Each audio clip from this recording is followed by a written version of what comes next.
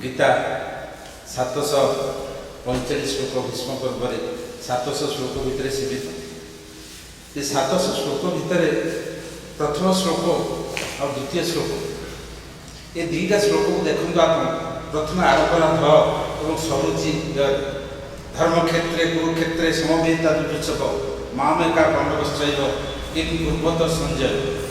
यहाँ धरे आरंभ गोटे सरुचि कौटी जत्र योगेश्वर कृष्ण जत्र पार्थ धनुर्धर तत्र श्री विजय दूती ध्रुवा वृत्ति मतिर्मम। माने केवल एत बड़ जहाँ आम समस्ते धर्म भितर ही समित। एंटायर गीताटा धर्म भितर ही अच्छी। तेणु धर्म कौन आम जो गीता पढ़ा से धर्म कौन से ख्रीस्टियान कोरान कौन से केवल धर्म बेले आम निज कर्तव्य ये तीनोटी अच्छी 18टी अध्याय अच्छी। 18टी अध्याय तीनोटी मोर गोटे हूँ कर्मयोग गोटे हूँ भक्ति योग आ गोटे ज्ञान योग। ये तीनोटी योग भितर ही सीमित ज्ञान 18टी अध्याय कि तीन भितर सब क्लासिफिकेशन ये तीनोटी भितर ही पड़े।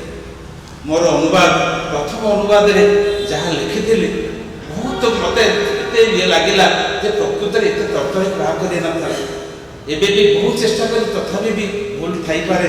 समस्ते थरे मात्र नहीं अनुवाद पढ़ू एवं मुझे समझे पारे कि किणी टे मन इच्छा पढ़ा चाहूँगी। केवल शेष श्लोकटा पढ़ुची जत्र कृष्ण जत्र पार्थ धनुर्धर तत्र श्री विजय धृति धृति ध्रुवा मति मम। तार अनुवाद पढ़ी सब श्लोक प्रति अध्याय निज कंक्लूजन देखी तार इम्पोर्टाट मुझे शेष श्लोकटा गाई तार अनुवाद जेपाठी कृष्ण योगेश्वर जेपाठी पार्थ धनुर्धर सेठारे विजय विभूति आवर सत्य धर्म नीति यार मन को आसई संजय मत अटे। यहाँ संजय उपाधि सब माने धृतराष्ट्र कही संजय सारे गीतार मुख्य योग यही अष्टादश अध्याय गीतार तत्ववाणी एठारे होइला संपूर्ण पंडित नरहरि दोष कृष्ण कहले गीतारस श्रीकृष्ण अर्जुन संवाद सुनते नलागे प्रणव कृष्ण सबुरी देहे थाई जहाँ को जेमत बुझाई जहाँ बुझिली गीतारे मोर सीमित ज्ञान बड़े ममन मोहिले मुरारी गीतरे प्रकाश करे।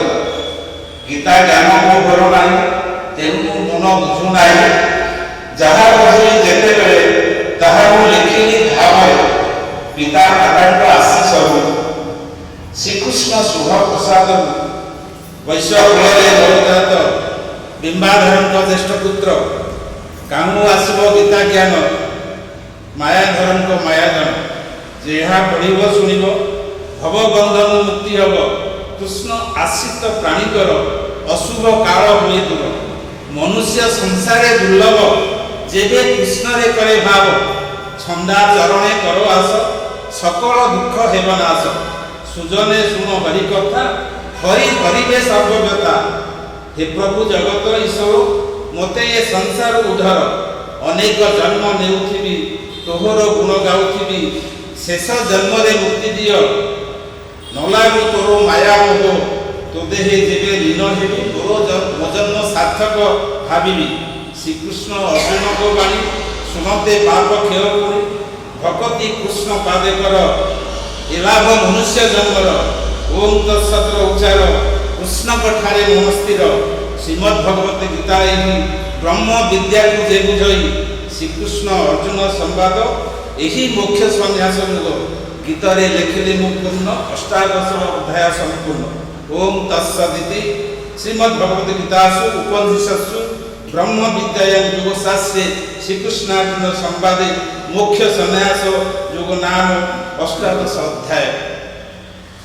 बहुत भूल थाई पारे तथापि माने मत जो लिखिली प्रकृत में एत गुड़ा कथा अच्छे तथापि माने गोटे गोटे श्लोक पंडित माने स्वामी कृष्ण प्रेमानंद सरस्वती अच्छा गोटे जब प्रवचन दब 2-3 श्लोक से अध घंटा घंटे चली तेणु कम समय भितर कम श्लोक भितर एत गुड़ा कथा कहबार संभव नुहे। प्रकृत में बहुत भूल थाई पारे। एति मात्र कहबी जे समस्त को गीतार गोटे इंपोर्टां श्लोक गीतार सारांश कौटी अच्छी गीतार सारांश अच्छी 66तम श्लोक मुख्य सन्यासी से श्लोकटा केवल अच्छी कौन से सर्वधर्म परित्यज मामेकं शरणं व्रज से जो श्लोक 66 नंबर श्लोक सर अहं तो सर्व पापेभ्यो मोक्षयिष्यामि मा शुच छाड़ी सकल धर्म मान उपादे पशतु शरण समस्त पापर मुते मुक्त करी मोर हस्ते तापाई शोक कर नहीं उधार कर्ता अटे तेणु एति मात्र कहबी जे भूल तो निश्चित केवल भागवत को सबुदिन पढ़े जो पढ़े भीमस्याभिरण भंगो मुनिरभिमति भ्रम जदि शुद्धं अशुद्धवा मम दोष न विद्यते।